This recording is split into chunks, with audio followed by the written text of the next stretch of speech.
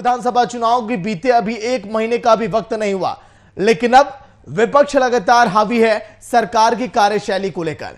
आपको विधानसभा चुनाव की तस्वीरें तो हमने दिखाई और तस्वीरें आपने साफ साफ देखी भी, आपको नजर भी आती होंगे। सुशासन का वादा था, बिहार को धक्के से मुक्ति दिलाने की बात की गई थी, मगर सरकार बनते ही सब कुछ बदल गया। बिहार चुनाव में विपक्ष अब पूछ रही है कि क्या बिहार में यही है, बिहार में की बा? एक नहीं, दो नहीं, बार बार विपक्ष पूछता रहा कि भैया बिहार में की बा। आज हम आपको बताते हैं कि बिहार में की बा रिपोर्ट के जरिए।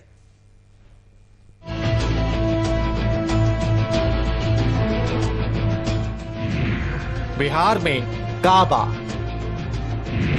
बिहार में ईबा, बिहार में बेलगाम अपराध बा, सुशासन का खोखला दावा बा, राजनेताओं का खोखला बयान बा, झूठी आन बान और शान बा, लाचारी बा, बेरोजगारी बा और इन सब के बढ़ के बिहार में ईबा। जी हां, ये बिहार के यशस्वी मुख्यमंत्री का काफिला है। सीएम साहब राजगीर से लौट रहे थे, रास्ते में गाड़ी खराब हो गई और देखते ही देखते सीएम की गाड़ी धक्का गाड़ी में तब्दील हो गई। तो विपक्ष वालों ने सवाल उठा दिया और पूछ लिया, बिहार में काबा, देख लो बिहार में ईबा। सीएम की गाड़ी को धक्का लगावत लोग बा। इसे सीएम की सुरक्षा में चूक कहें या लाचार बिहार की तस्वीर, जहां सीएम तक की गाड़ी को धक्का लगाया जाता है, फिर मंत्रियों की गाड़ी की हालत क्या होगी सोचा जा सकता है।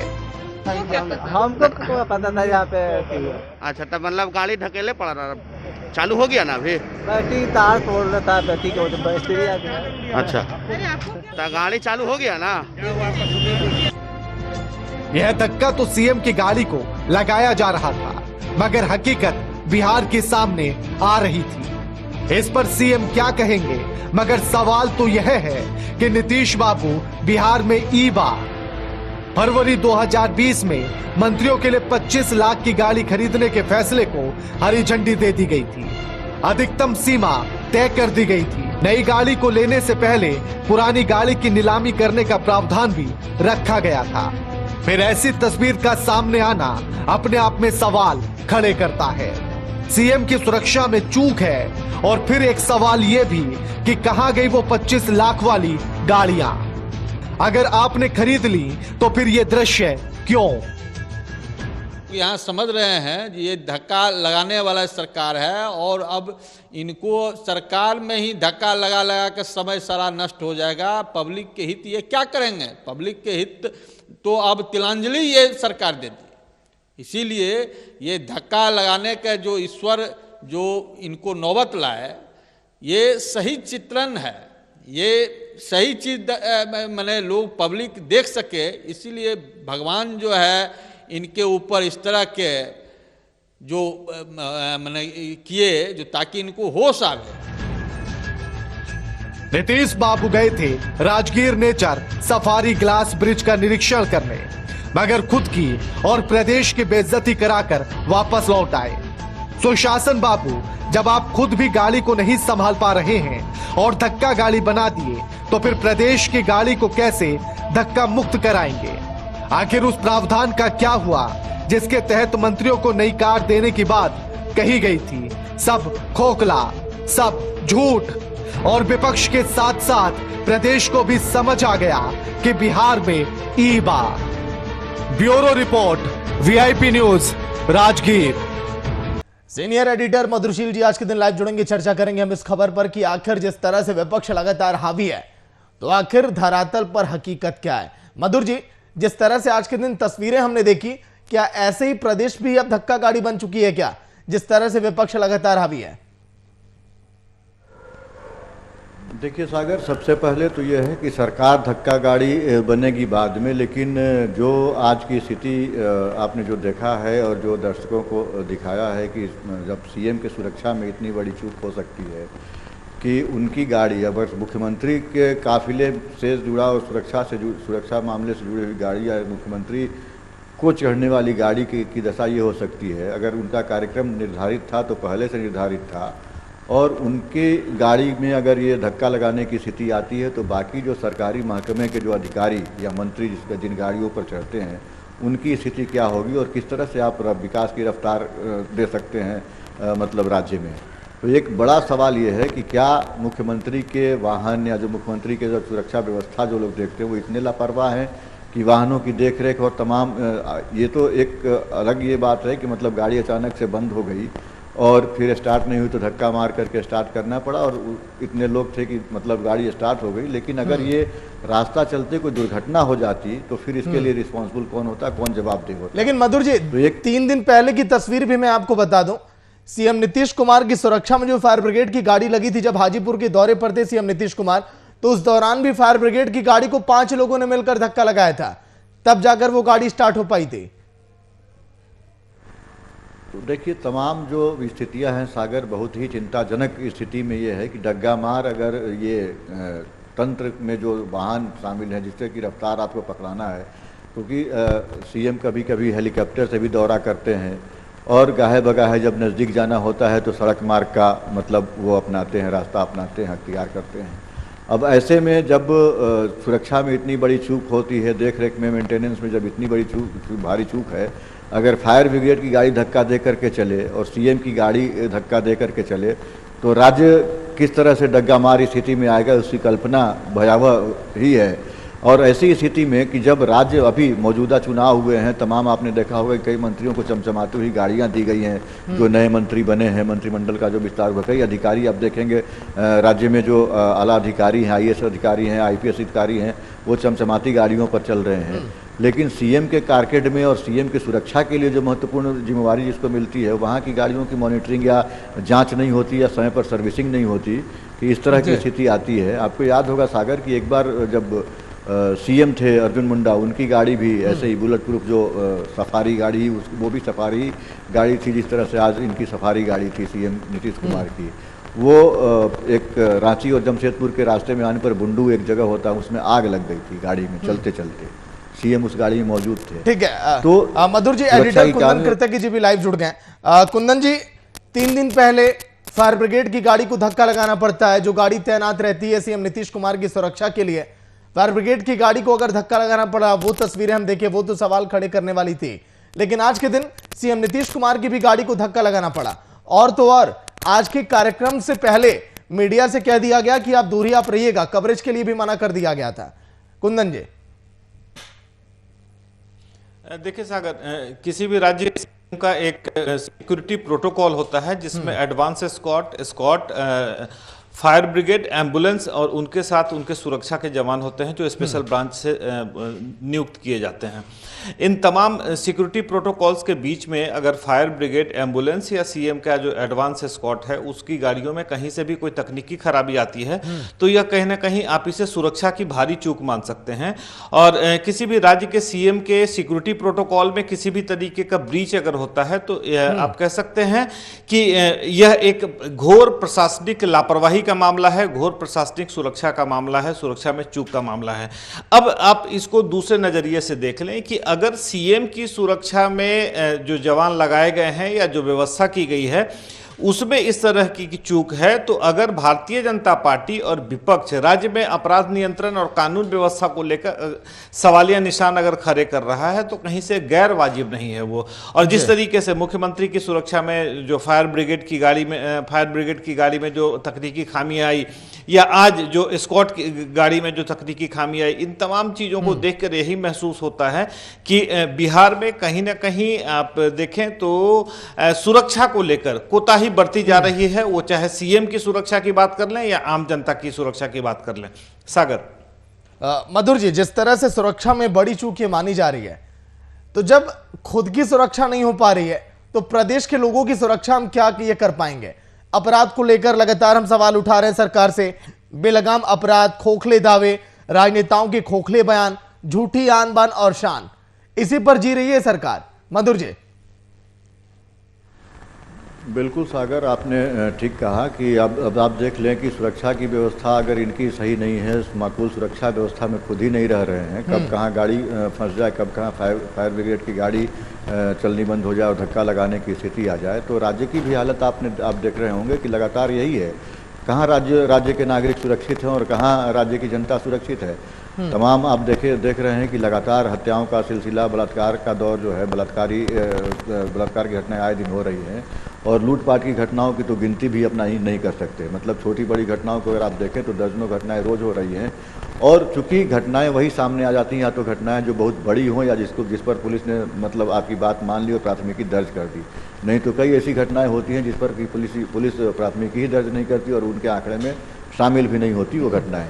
लेकिन आज की जो घटना है वो चौंकाने वाली घटना नहीं है, बल्कि जो लापरवाही है बिहार राज्य के अधिकारियों की, प्रशासनिक अधिकारियों की, जो सीएम के की सुरक्षा में जो तैनात हैं अधिकारी, और मतलब ये एक हास्यास्पद स्थिति है कि गाड़ी यहाँ से नालंदा तक जाती है, बहुत ज़्यादा दूरी भी नहीं है, मतलब 60 किलोमीटर की दूरी आप तय करते हैं और उसमें गाड़ी सीएम की खराब हो जाती है और आप धक्का मार करके उसको किसी तरह से स्टार्ट करते हैं।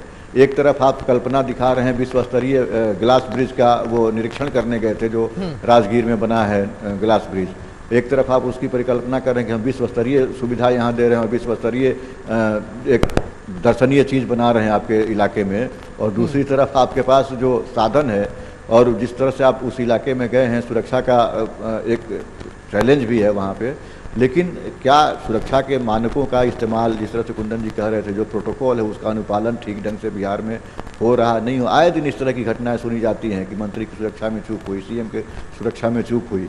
अब ये जो वाहन हैं हाईवे पे चलते हैं और चलते चलते अगर आपने मेंटेनेंस ठीक से नहीं कराया है तो कोई बड़ी दुर्घटना भी हो सकती थी और सीधे तौर पे सुरक्षा में चूक का मामला बनता है। और आपने देखा कि विपक्ष किस तरह से इस चीज़ को मतलब ये कर रहा है कि धक्का मार सरकार ही जो है वो नीतीश कुमार चला रहे हैं। तो ये सारी चीज़ों को के लिए सीएम को खुद तो जिम्मेदार नहीं ठहरा जा सकता, लेकिन जो सिस्टम है, जो तंत्र है उनका, वो कहीं ना कहीं पूरी तरह से फेल होता दिख रहा है सागर।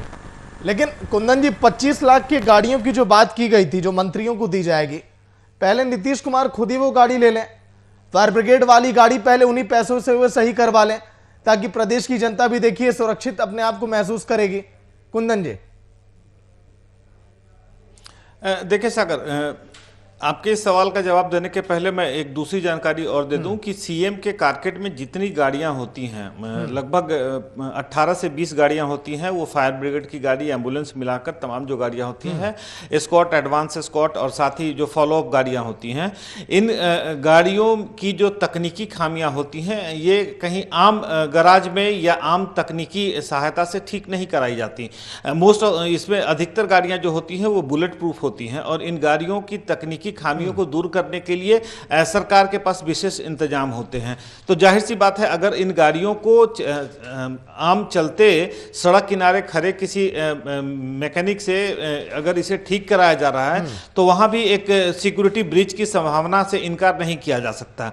अब इसको पूरे सिस्टम से आप जोड़कर देख लें कि सिस्टम की कितनी घोर लापरवाही है। अगर सीएम की सुरक्षा में इस तरीके का ब्रीच हो रहा है तो आम जनता की सुरक्षा के साथ किस तरीके से बिहार में जो मौजूदा सिस्टम है, जो मौजूदा तंत्र है, वह किस तरीके से आम जनता की सुरक्षा के साथ खिलवाड़ करता नजर आ रहा है।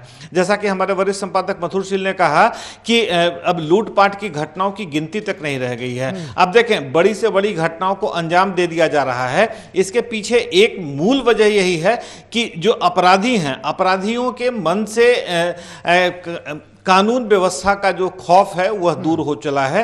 और एक बहुत पुरानी कहावत है कि justice delayed is justice denied. अगर इंसाफ मिलने में देर होती है तो इंसाफ नहीं मिलने के बराबर होता है। और शायद यही वजह है कि बिहार में अपराधों की बौछार लगी पड़ी है। हत्या, बलात्कार, लूट, ये तमाम घटनाएं जो है ना, मौजूदा सरकार के शपथ ग्रहण के बाद यह घटनाएं आम हो चली हैं। तो अब आप अगर दोनों तथ्यों को मिलाकर देखें तो आपको स्थिति बहुत स्पष्ट समझ आ जाएगी कि जहां पर सीएम की सुरक्षा में इस तरीके की कोताही बरती जा रही है तो आम जनता उसके जान की परवाह या पूरे नियंत्रण कानून व्यवस्था को किस तरीके से हाशिए पर धकेल दिया गया होगा। और सबसे अहम बात, जो दूरी है राजधानी पटना से नालंदा की, जहां पर सीएम का यह प्रस्तावित दौरा था। वो दूरी कोई खास नहीं है, मधुर जी ने बताया भी कि 60 किलोमीटर की दूरी है, और इस किलोमीटर की दूरी में महज 1 से 1.5 घंटे का सफर लगता है, क्योंकि पूरा जो रास्ता होता है वो बैरिकेड कर दिया जाता है सीएम के मूवमेंट को लेकर। मूवमेंट के दौरान ऐसे भी आमजनों का उस रास्ते पे चलना मना होता है। तो इन परिस्थितियों में राजधानी पटना से निकलते के साथ अगर घंटे भर के अंदर सीएम के कारकेड की गाड़ियां खराब हो जाती हैं, तो आप इसे मान लीजिए कि ये पूरे सिस्टम को, ये पूरे सुरक्षा तंत्र की पोल खोलता हुआ दिखाई दे रहा है। यह एक महज सांकेतिक आप कह लें स्थिति है, और इस स्थिति से पूरे बिहार की स्थिति की कल्पना की जा सकती है। सागर, लेकिन मधुर जी, जिस तरह से कुंदन जी ने जिक्र किया, खोखला होता है ये सिस्टम, अपराधियों के हौसले बुलंद। आज के दिन इस गाड़ी के खराब होने वाले उदाहरण से हम इन सभी तस्वीरों को हम जोड़ रहे हैं, प्रदेश की जो इस समय खामियां हैं। लेकिन मधुर जी, जीतन राम मांझी कह रहे हैं कि आरजेडी के अगर लोग चाहें तो 80% अपराध प्रदेश में कम हो जाए। मतलब कि आप पूरी तरह से विफल है, आप नहीं, आप कम कर पाएंगे।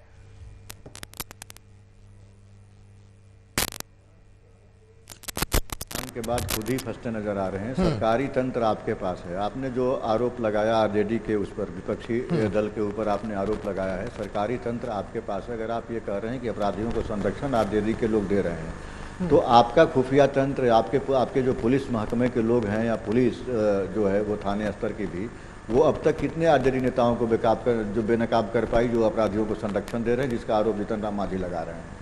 तो आप शासन में बैठ करके, सत्ता में बैठ करके, आपको जो करना है, अपराधियों को पकड़ने का काम आपकी पुलिस करेगी, ना कि आरजेडी के कार्यकर्ता करेंगे। तो ये केवल और केवल राज्य की जनता को दिग्भ्रमित करने के लिए जो परस्पर बयानबाजियां चल रही हैं, और ऐसे में अधिकारी जिनकी सक्रियता दिखनी चाहिए अपराध के मामले पर अंकुश के लिए, 3-3 बैठकें, समीक्षा बैठकें अपराध राज्य में कानून व्यवस्था की बिगड़ती स्थिति को लेकर के सीएम ने कर लिया।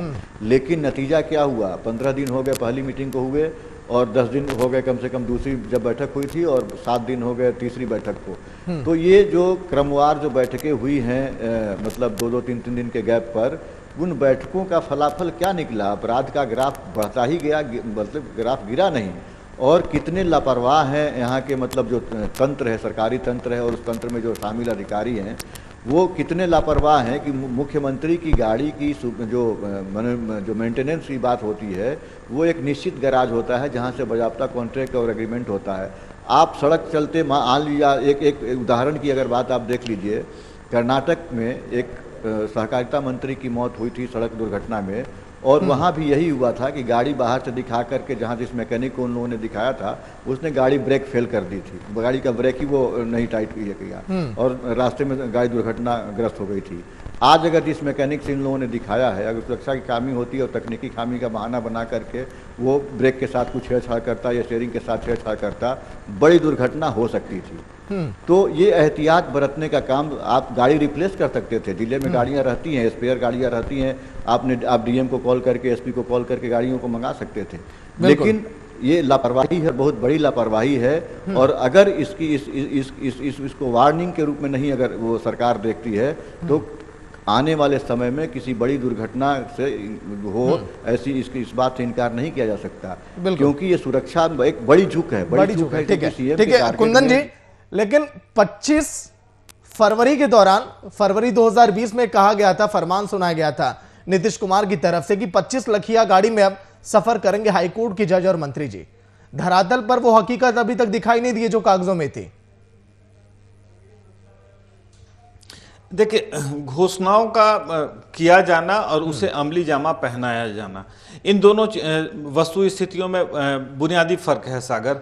और घोषणाओं को लेकर कभी भी सरकार ने इतनी संजीदा नहीं रही हैं, और गाहे बेगाहे सार्वजनिक मंचों से लेकर बाकी दूसरे कार्यक्रमों में घोषणाएं की जाती रही हैं।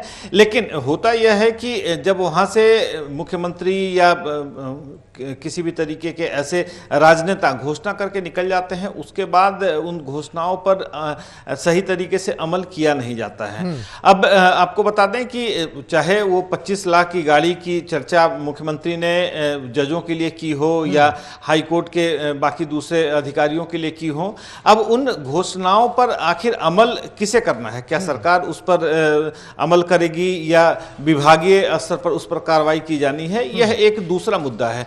लेकिन असल मुद्दा यह है कि आखिर अगर इस तरीके से ही सरकार को चलाना है, देखिए इस बहस का सही निष्कर्ष तभी निकल सकता है जब सुरक्षा की इस चूक में जो अधिकारी भी शामिल थे उन्हें दंडित किया जाए, उन्हें इस संबंध में शो कॉज किया जाए, उन पर विभागीय कार्रवाई की जाए, क्योंकि ऐसे उदाहरण आपको कानून व्यवस्था को लेकर पेश करने पड़ेंगे ताकि जनता के बीच में कानून को लेकर जो सम्मान है वह सम्मान उनके मन में, उनके मस्तिष्क में बैठे। अन्यथा बिहार में इस तरीके के अगर सबक नहीं लिए जाएंगे तो कानून व्यवस्था के साथ खुलेआम मजाक होता रहेगा, अपराधों पर नियंत्रण रख पाना पुलिस प्रशासन के लिए मुश्किल होगा।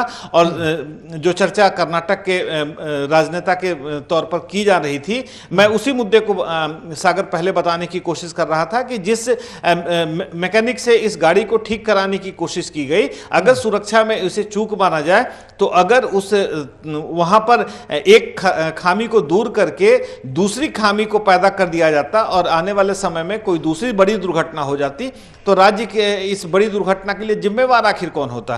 तो सबसे अहम बात यह है कि जिम्मेदार व्यक्ति को चिन्हित किया जाए और उसे इस संबंध में प्रशासनिक कार्रवाई उस पर की जाए ताकि आने वाले जो भी बाकी दूसरे अधिकारी हैं वह इन घटनाओं से सबक ले सकें और जनता के बीच में, प्रशासनिक अधिकारियों के बीच में उनके कानून व्यवस्था को लेकर एक खौफ पैदा हो सके। सागर, ठीक है। मधुर जी, आखिरी सवाल आपसे भी कम शब्दों में कमेंट आपका चाहूंगा।